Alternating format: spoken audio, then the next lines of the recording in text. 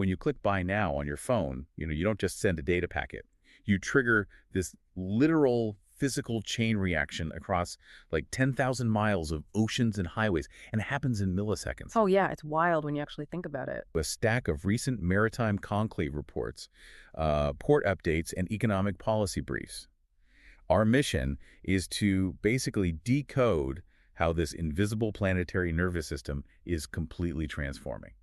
Okay, let's unpack this because we are seeing these supply chains become insanely fast, surprisingly green, and like hyper focused on the humans actually running them. And I mean, the stakes literally couldn't be higher here. If this global nervous system misfires, the entire world economy feels the pain. Right, you get empty supermarket shelves or just entirely stalled manufacturing. Exactly. So what we're seeing right now is this massive coordinated upgrade.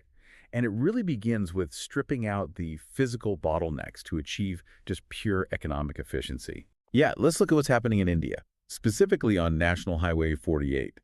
They just launched a barrierless tolling system. Oh, the high-speed camera setup? Yeah, exactly. Yeah. So instead of trucks idling in these massive lines to pay fees, high-speed cameras just scan their tags while they're moving at full highway speeds. They literally never have to stop. And you know, that physical speed is only possible because of the regulatory speed happening behind the scenes. Like recently in New Delhi, top customs, shipping, and defense authorities actually sat down to completely unify their tracking data. Wow, so no more fragmented paperwork. Right, no more separate agencies demanding their own forms. When data flows without barriers, capital naturally follows. By removing this friction, we're talking about recent investments facilitating over $6 billion and generating tens of thousands of jobs. I mean, I get the appeal of removing friction, sure, but I have to ask, does making supply chains move at breakneck speed just make them more vulnerable to breaking? Like, if a truck never stops, isn't there zero room for error? Does barrierless actually mean bottleneckless? Or are we just racing toward the next crash? Well, that is the billion-dollar question right there. Speeding up a fragmented system just creates a faster pileup. Yeah, that makes sense. So for a barrierless system to actually work, the data sharing has to be totally flawless. But even if it is flawless, moving millions of tons of cargo so fast creates a massive secondary problem, which is emissions. Economic efficiency is utterly useless if it chokes the environment in the process. Right, which forces us to look at how we're actually powering all this speed. Right. And you've got this profound tug-of-war happening right now. On one side, you have earnings reports from giant global crude transporters, like TK, reminding us that we are still deeply reliant on moving millions of barrels of oil across the oceans. Yeah, it's a huge contradiction. Exactly. How do you reconcile those massive oil profits with the push for a green transition? Well, if we connect this to the bigger picture, you see why the pivot to green logistics is so frantic right now.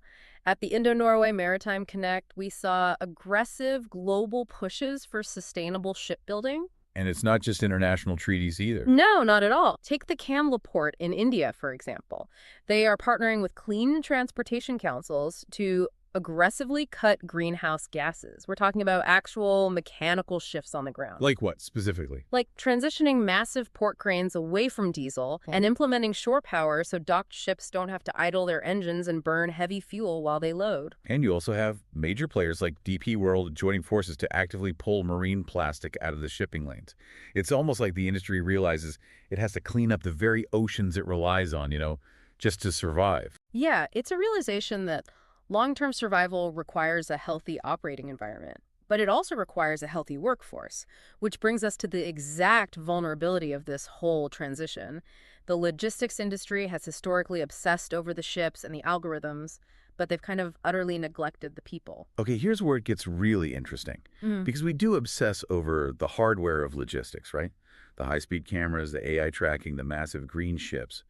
But DP World just launched a huge health clinic in Gujarat called the Swasthya Kendra, specifically targeting the well-being of 1 million truck drivers. 1 million drivers, that's incredible. Well, it's this massive investment in the vital software of the supply chain. I mean, just like a supercomputer is useless if its operating system crashes, a billion-dollar barrierless highway system instantly halts if the human driver is too exhausted or sick to keep their eyes open. It is a fascinating shift in strategy. Keeping drivers healthy isn't just some nice side project anymore. It's becoming a core operational requirement. Exactly. Because if the humans moving the goods break down, the entire planetary nervous system collapses. Definitely. So what does this all mean for you? Well, the next time a package arrives at your door, just take a second to recognize the absolute physical miracle it actually represents. It took this massive tangled web of Norwegian green tech, barrierless high-speed highways, and heavily supported truck drivers to get it into your hands. It really changes how you look at a simple cardboard box. It's physical proof of a highly synchronized global ballet. It really is. And it leaves you with this final thought to ponder. If digitization, green shipping, and human well-being continue to merge so closely, will the logistics conglomerates of tomorrow operate less like traditional shipping companies and more like tech-driven wellness brands?